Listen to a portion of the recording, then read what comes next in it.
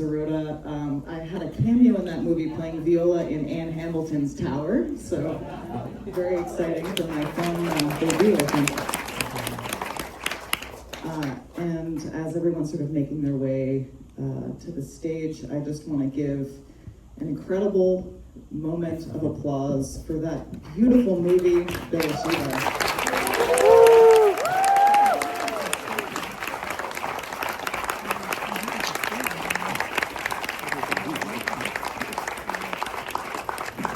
Thank you so much, Nadia. Yeah, and I know, Billy, you wanted a second just to Yeah, acknowledge some folks in the I audience. acknowledge a few people.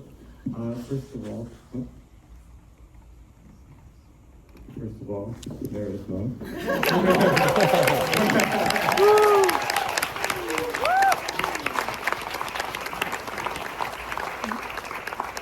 Thank you for letting me make this movie.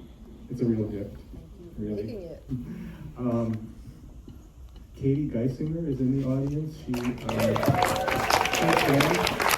worked with Meredith for over 30 years. She's a co-producer on the film, and she happens to be my wife. I'm very lucky. Also my son, Miles Shebar, who's a very multi-talented. He did the motion graphics for the academic Zoom, and he's also the voice of the really nasty British-sounding critic. So, a few people from the House Foundation, which is Meredith's organization. Sarah Lerner, the executive director. Joe Rubenstein is here, who helped us so much with the music. Appreciate that. And then I'd like anybody who is connected to the film, because I know there are several people here who were on the crew or associate producer or anyone, please stand and be recognized. Yeah. And I would like everyone, thank you so much for all your hard work. Any of the performers? I would like any of the performers in the film to please stand Yeah, up. Theo. Theo Blackman's here. Katie Blackman, Paul Allen is over there. Also, I think we have Anne Hamilton, And Anne who made Hamilton, that who made the beautiful beautiful tower, is in tower. the She house. can I didn't. stand up. Yay!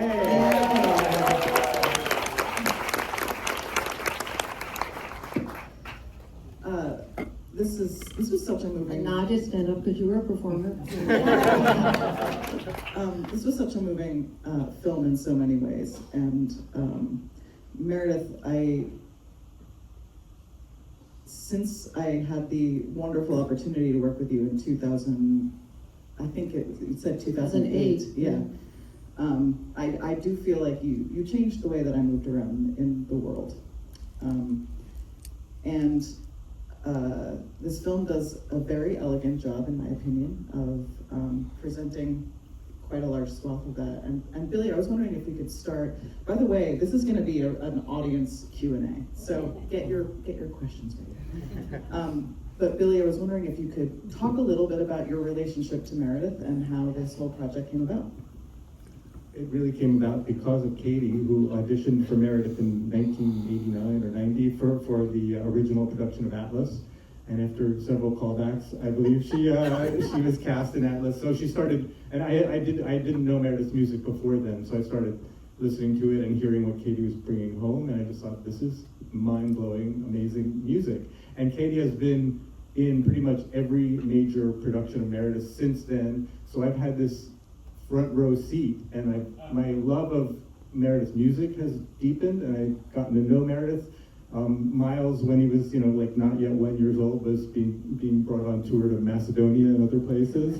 I was wheeling him around in the middle of the night. That's right. Miles said this great thing one time. Recently, he said, "I love growing up with you crazy artists." We took him on the tour, on all our tours, many of them, right? Yeah, oh yeah. So I think that's over the years, and as I realized, okay, this would be a great, film to make. Just as I learned more about Meredith's story, and Meredith agreed to let me do my own thing and make the film the way I wanted to, and really have my own freedom to interpret her work the way that felt right to me. Use my favorite music, You put visual material with different songs that she never put together before, but I thought would work well, and just to have that freedom was just unbelievable gift, and I really, really appreciate it. Meredith, in a lot of ways, this film to me feels like a journey about sort of staying true to one's own high standards, even when you are not getting the external validation of those standards. That's not 100% true, because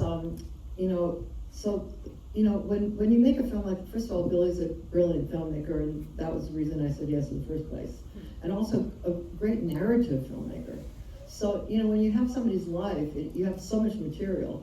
So he had to really shape it into like into a narrative, which he did in such an amazing way, because it's a narrative but a mosaic simultaneously.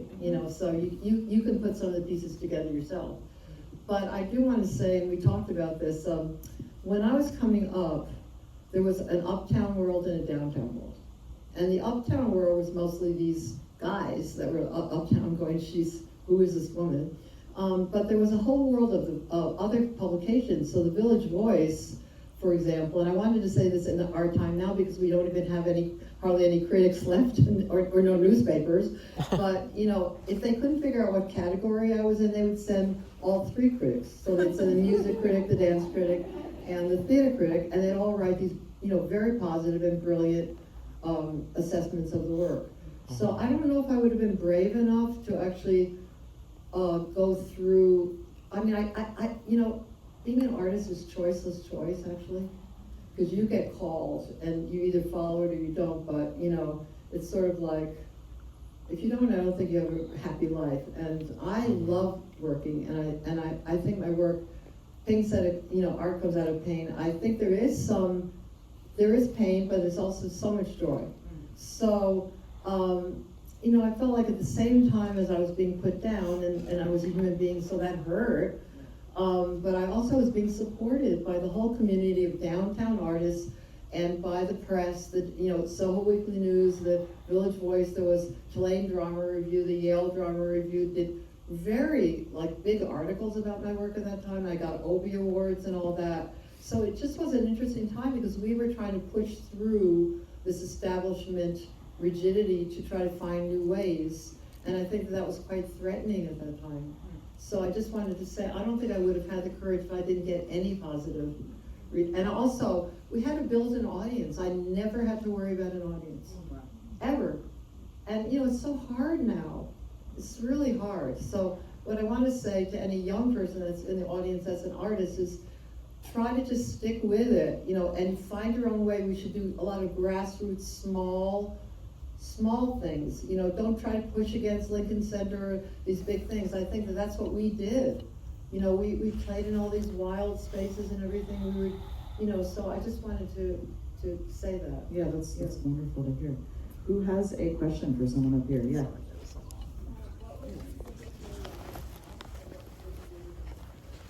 The question is, what would you say to your younger self, and would you do anything differently? I just wish I wish that I had known what I had a little bit more. I think but none of us do as human beings, right? We all don't know we don't see that. So I think I would have had more ease, if I had known what I was given. Because I think that we're all given gifts, and then again, we either pass them on or we don't. And I think I just didn't, I didn't have always that confidence, that basic fundamental confidence. But then I think, but I must have somewhere, because I kept on going. So I don't know if I'd do anything differently. I just think I would have a gentler voice with myself. And that's, a lifetime's work of all of us. Right there. Hi, Meredith. I say this every time I see you.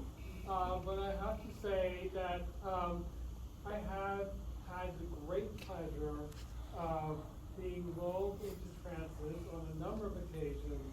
And the loft, the Beaker loft, I think was around the time you were making Girl Child. In the loft of Bob Smith and Michelle were there. And it's just been this foundational aspect of my own creativity in my life. My question is that there is a sequence where there is, I think it's during the point where you're developing an opera with another company, and there's this amazing sequence of archival footage. There's like financial records, and there's, I'm curious to know. I didn't know about any of this stuff. I mean, really, it's like, wow, this film, like, this is Mr. Archaeologist Bloodhound. And I'm like, that was actually going on during that time, And I think my office just kept it away from me. But I do remember this one thing, and this was funny. David Gockley from Houston. I do remember that one of the performers, Randy Wong, called up like he was hysterical, like, they haven't sent our contracts yet. And there was probably some of that stuff that they weren't sure I was going to be able to come through. I've been working for 25 years by that. I mean, it was ridiculous. So we had this conversation with David Gockley, and then I was so mad. And he said, "Are we still friends?" I went, "I guess so." I said, "Listen, I just did $1 million film, Book of Days, and I brought it in on budget. So what the fuck are you talking about?" And so and Katie and I were laughing because I thought I was revolutionizing the opera world. I thought everybody's going to get the same salary, like favored nations, which didn't happen, which I did not know, because the agents were in there. How many phrases are my clients going to say? I said, I have no idea. I taught all the material to the entire cast, so that there was no ego in there. Everybody knew all the material, and I didn't really cast it 100% until maybe 2 months before, because I wanted everybody to know I wanted to break through the opera thing.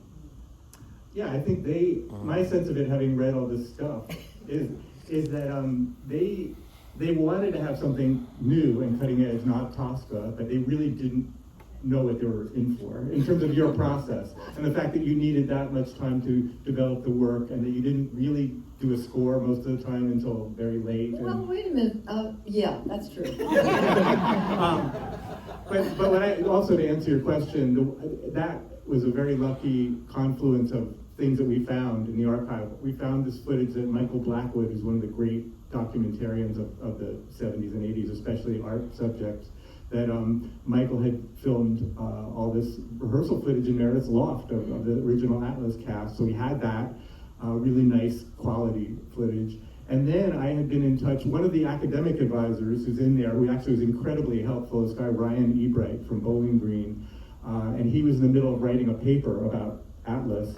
And he had gone into the Houston Grand Opera archive and come up with all this stuff. So he was nice enough to kind of point me in the right direction and share documents with me, and it just worked out great. He even had footage that we didn't know, because you can't use it's very difficult to get footage of like the band performance, or because of all the union contracts. But they had let him go and shoot a dress rehearsal, and so the footage you see of Atlas was really a dress rehearsal that he shot. Wow. Yeah. Well, what I did was, with the budget, I decided, to me the most important thing was the people. So I spent, 3/4 of my budget on the people, on the rehearsals, and not a lot of my budget on the visual, on the set and everything. Because a friend of mine, Tony Giovanetti, my lighting designer, was working at the Met. I remember, I'll never forget this. We're in a cab, and he said, there were these moving trees in this production, and they cost $500,000 for like 2 minutes. And I was like, this is ridiculous. I'm not doing this. I'm spending my money on the people. And then we did, and so the set was quite simple. And then Beverly Emmons did a magnificent lighting job. In a way, the lighting was the set. So that was my value system, because I just realized that, and Atlas also made me realize after Book of Days, which was I felt like I could have gotten more emotion in that film. The Atlas cast was so amazing. I could actually just trust them the way that I can fall on, and the people that work with me all the time. And I realized that the set and all the visual elements were they were the armature for the reality. The soul of the piece was the human beings. And that was a shift for me, actually. Yeah. I love that there is some contract stuff in here, just because I find it's a huge part of everyone's professional life that we don't ever talk about. And it's always a mess, and it's always a weird conversation. So it's nice to see a little bit of that back end. Yeah. That was a long answer, but can I just tell one funny story about Bob Smith? Do you mind? So he was my downstairs neighbor at 228 West Broadway, and a beautiful artist and a beautiful person. So I was, at that time I was doing Shambhala levels. I'm a Buddhist, and I had to be at the Shambhala Center on the meditation cushion at 9 a.m. And so about 12 o'clock at night I hear this music and I'm like, I can't sleep, I've got to get up and meditate tomorrow morning. And I listened, I was like, it was my music. We have time for 2 more quick questions. I'm so sorry, I'm taking all Oh, this no, it's time. okay. Just so. Okay. Yeah, so Meredith, your work seems to be about like the profound importance of frequencies that are coming out of us that I don't think people understand, like how profoundly, like cosmically important it is. And I think you get that like on an intuitive level. And so it was interesting you did the thing with the name singing. And then like I'll go one step further, and have you heard about the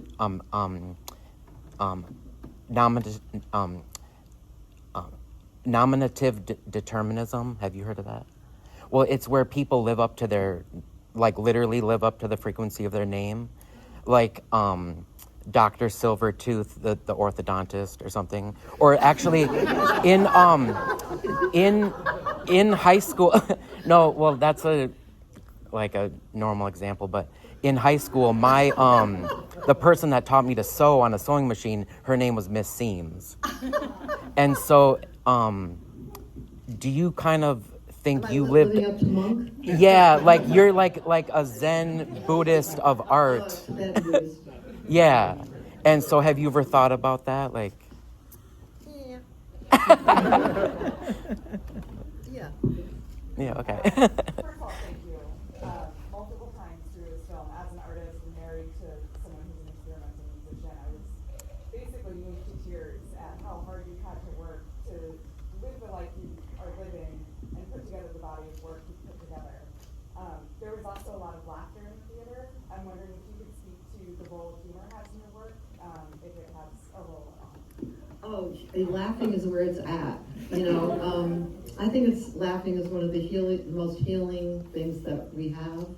And I've always loved humor, and I was talking about this last night about how even in tragedy, there's always humor. Like Shakespeare will always have a humorous part, even in the middle of a tragedy. And I was talking about La Città Aperta, the Open City. I don't know if any of you have seen that, of Roberto Rossellini, which takes place in Rome during the occupation of the Germans. It's a really, it's like, really, really powerful film.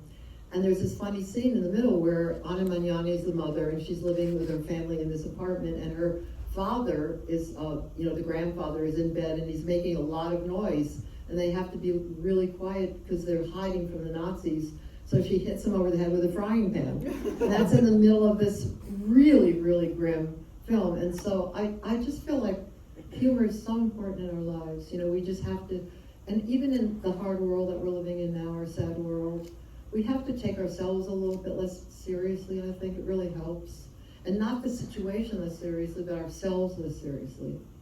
I've always loved humor. It's always been in everything I've ever done. Every piece. Yeah.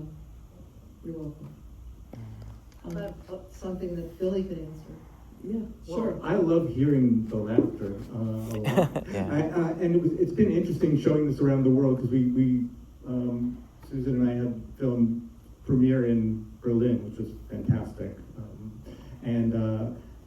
But we also, I was able to go to Thessaloniki, which is a great festival in Greece, and in Lisbon and Barcelona. But in Thessaloniki, I noticed like nobody laughed at anything. I was like, what is going on? I was talking, and I sort of found out that the audiences there are just, when they go to a documentary film, they are almost like reverential. They don't think you should laugh or something. But anyway, I'm very happy to hear, especially the kind of like at the weirder discoveries that we made from the New York Public Library, like that guy in the three-piece suit who is talking about the glottal break. What's next for this film? Well, first of all, thank you so much to Zeitgeist and Emily Russo's here in the audience. Tonight is our opening night of the theatrical. We're going across the country. We're going to LA and many other cities. Please do tell, if you like the film, please do tell your friends, talk about it, write about us on social media. We're at Monk in Pieces. Just share, because this is a really challenging time for films and independent films in theaters. And we just want to get the word out about this film and about Meredith's amazing life and legacy. So help us with that, please. And we appreciate it. Thanks to everyone and congratulations.